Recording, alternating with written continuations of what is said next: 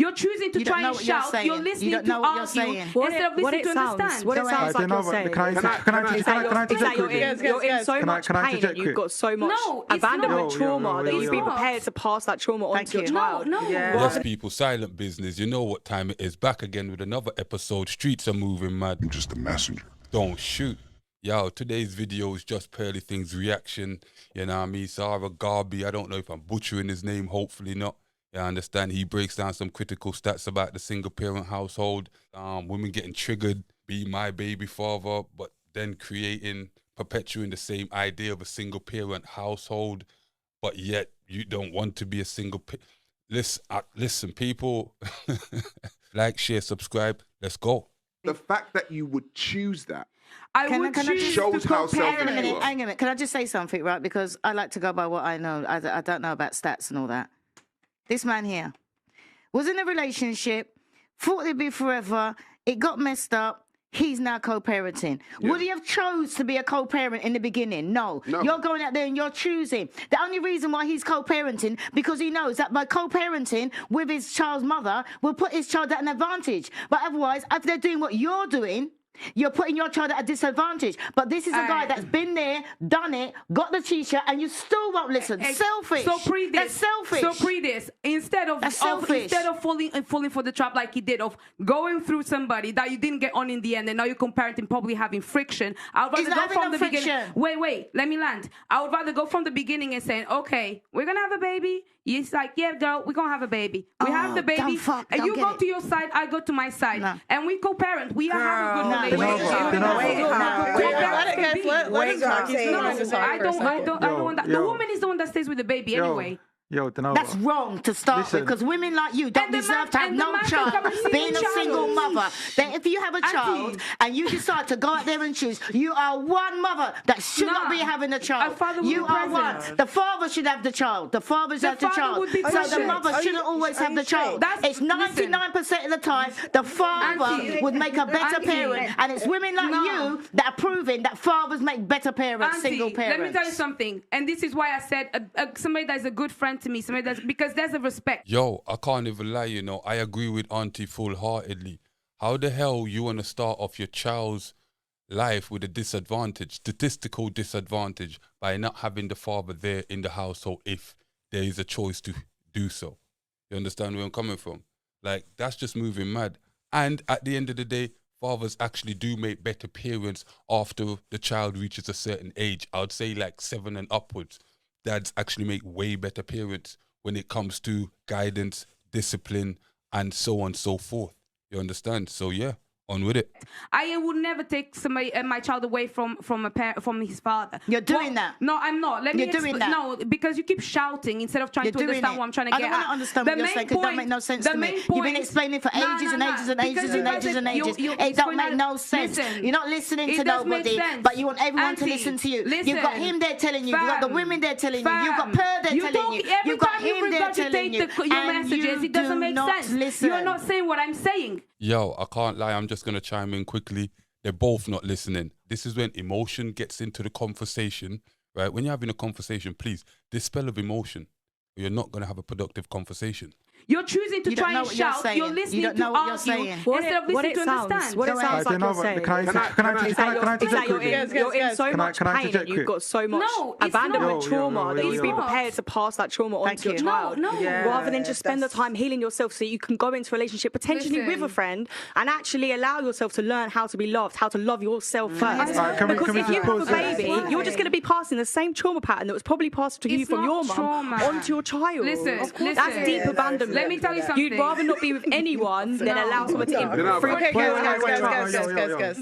Let him go. Can we just rewind before this got mad deep, yeah? Yes. You made this whole point about how guys that you've got that are friends that are in the friend zone, yeah? And they don't move out of the friend zone because they're your friends. They will never step out. But this whole argument started because you said when you decide to have a kid, you'll just pick one out of the friend zone. So you contradicted yourself straight away. Yeah, okay, I'll explain myself. Let's go again. So let me explain your contradiction. Go. Explain the contradiction. I'll say what I want. My ideal situation is to have a man that I meet. We respect each other. We get on really well. We have love for one another. So this isn't anyone in your friend zone now? No. This is gonna be somebody new because obviously, if that was the case, I would have done it by now.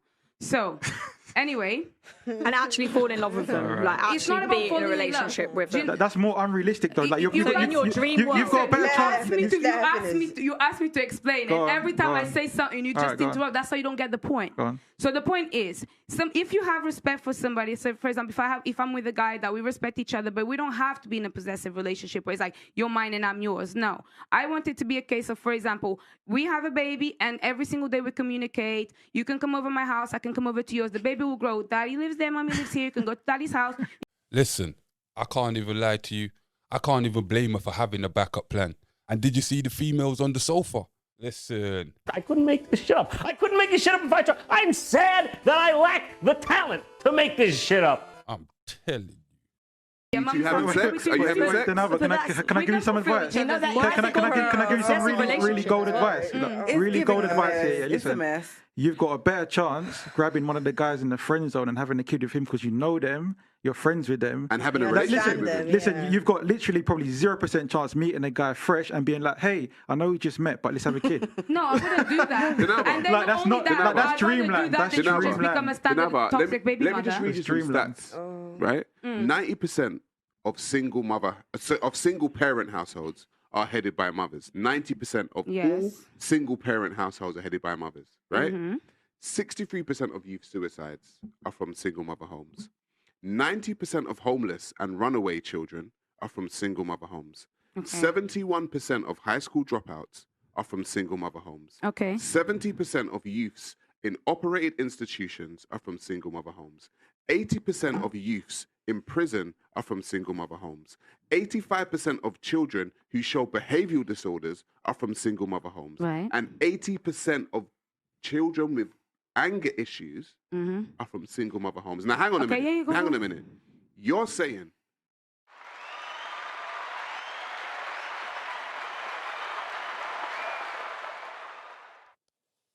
I'm just a messenger.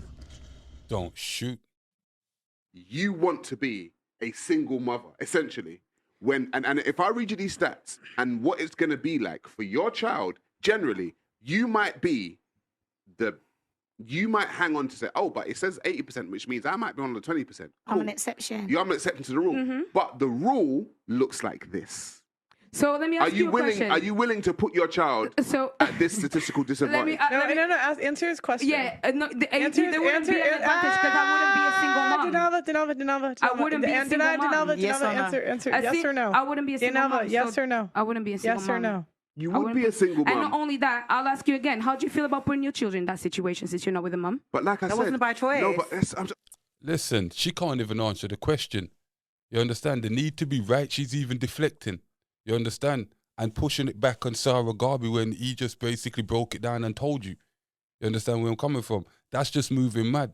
You get me? But you're saying you're not going to be a single mom, but you're setting up yourself to be a single mom. It don't make any sense. Like logically to a man, it don't make any sense. Maybe emotionally to a woman, it might make some sense to some of y'all. You understand where we're coming from? Like, I was trying to say, I never chose to be a single father. Sorry, do you understand? That is that sign. Hang on. That is wait. the same sign thing. This is what we're talking about, communication. This is what we're talking about, communication, right? We spoke about this at the beginning of the show. I showed you statistics. Your rebuttal to me was to use an emotional response to say, oh, but you put your child in that situation. Yes. But you know what? I never, because I did not choose to be a single father. Single fatherhood came to me. The difference between you and I, you are choosing to put yourself at a statistical disadvantage. I am not. By putting yourself in a single mother situation. I no, wouldn't but you be a are. But the single thing mother. is, you said that. But you said that though. I think the point is she's co-parenting. She sees co-parenting as her not being a single mother. Because the father will be present. That's what she sees. Would he be living with you in a loving relationship? Listen, but that's okay. He doesn't need to be living with me. That's the whole point. I don't know why that's the point he's trying to make. He's saying that the father wouldn't be there because the father wouldn't be present 24/7 in the house with you. He wouldn't be.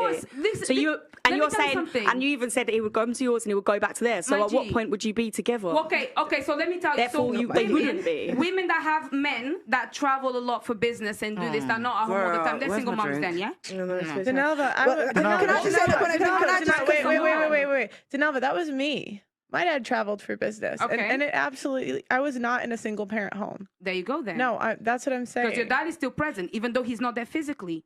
No, but that's not the same. No, Denalva, it's not the same thing because I knew my mom and my dad were in love. Okay. And I got to see my parents be in love growing up, and even when all my friends came over and they were both together, they'd always say your parents get along better than all the other parents. Mm-hmm. And I got to grow up seeing my parents in love. I got to see them go on dates when I was a kid. I remember we would like cook for them and do like a date night and like surprise them. And we have these family memories where at Christmas, like we all do the same Christmas stockings. We have family traditions that we do every year. You don't get that in a single mother home. Okay, and so this is the key. Why did I say bestie? Because we get on, we hang out, we love each other.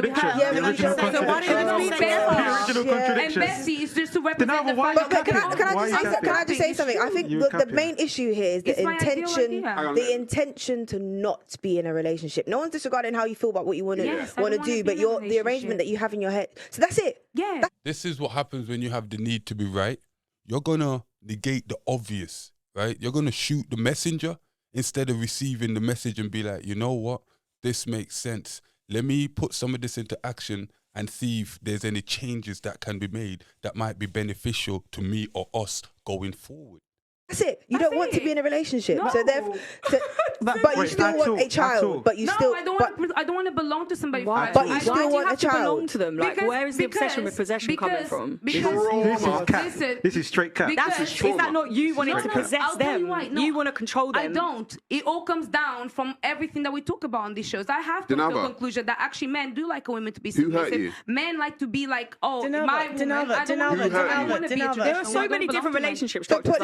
Do you know how many simps there are? Do you know how many? There's a simp epidemic. It doesn't just have to be a monogamous. One of your best friends is simps. Just go and grab one of them. I don't want to simp. I just want to also highlight. I want to also highlight that just because you're painting this picture does not take away from the fact that you're actually in a relationship. There's going to be rules of engagement. Yeah. You are already in a relationship. So whatever you think you're running away from, you've already created it. You're just trying to make it sound like it's not that. Exactly. And that's why But that's you're lying to yourself in your brain, though. I'm not. Listen, did I not just say somebody that is like my bestie, somebody that we hang out very well because we do have a relationship. It's not just a traditional relationship. So why would you not be with them already? Because I don't want to be with somebody. I don't want to have to live in the same house as somebody. You say that so you fall in love with them. Well, maybe if you're not letting yourself fall. Can I just say something? It's like you want the family, but you don't want the responsibility. That comes with it. You want to be like you want to do family on easy mode. I think I've just got to a point of understanding the basics of life. Like the whole thing of family, this, that. No, we're here to survive. We're here for survival. Thriving, not surviving. Listen, tomorrow you could die. Like, so why would you be living on survival mode? No, you have to survive and to live. I want to pass on. I want to have children, not because I want to have me and my husband. I'm done with the ideal family thing. It doesn't work anymore. People don't think like that. It's the reality. Auntie, go ahead. People don't think like that. No, that's why you're fighting so much. No, that's you don't think like that. Everybody else does.